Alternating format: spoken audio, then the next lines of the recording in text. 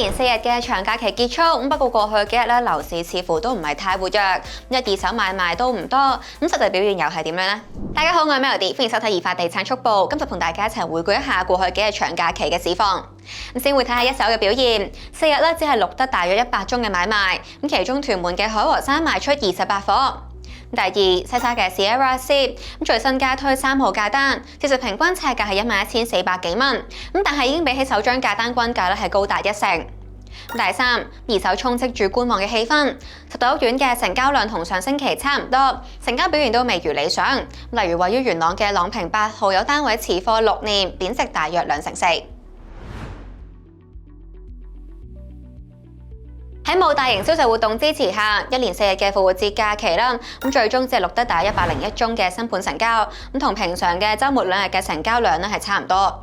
當中屯門嘅海和山賣出28伙，洪水橋回都賣出18伙，啟德柏慧新賣出5伙，何文田嘅如一天海就賣出4伙。如一天海嘅成交單位就包括2B 座嘅26樓醫室，實用面積469尺，2房間隔，成交價咧係達到1100幾萬，尺價大約係23,000幾蚊。另外，位於香港仔嘅晴天賣出21樓嘅 A 室，實用面積325尺，1房間隔，成交價係572萬，尺價係17,000幾蚊。現時市場焦點就落入西沙嘅 Sierra Seed，開價未夠1個禮拜已經推出3張價單，一共356伙。項目5日係累積收到超過18,000張飛，市場估計將會創咗今年新盤首輪收票量嘅新高，暫時超額認購近50倍。最新加推嘅3號價單，其實平均尺價係11,400幾蚊，已經比首張價單均價高達1成，亦都比價單2號係高大約5%。即實售價係314萬至到838萬，尺價係10000幾蚊至到12000幾蚊。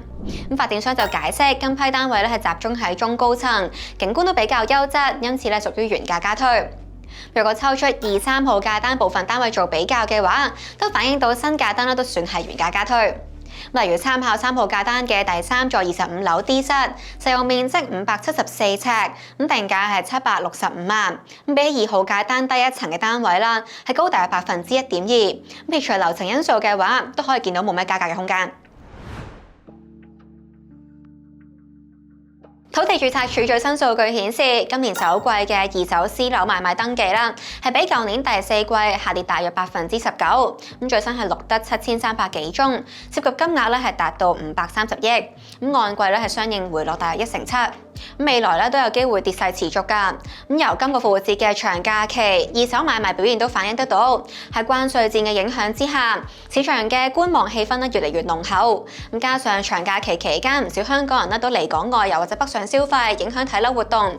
即使新盤冇大型銷售，二手買賣表現都冇咩太大嘅起色。整體買家入市嘅心態都比較猶豫。估計情況都會延續到未來幾星期嘅週末長假期。4大代理統計，實體屋苑喺過去4日連假最多係錄得16宗嘅買賣，而星期6日就最多錄得11宗，同上星期表現差唔多。整體都冇因為假期而有太大嘅變化。而成交個案就反映樓價都冇咩起色啊，市場情況持續。例如位於元朗嘅朗屏8號，最新賣出2座嘅高層 A 室，實用面積499尺，成交價係599萬，尺價大係12000幾蚊。原業主係喺2019年嘅5月以788萬買入單位，持貨大約6年，帳面蝕咗189萬，貶值大約2.4%。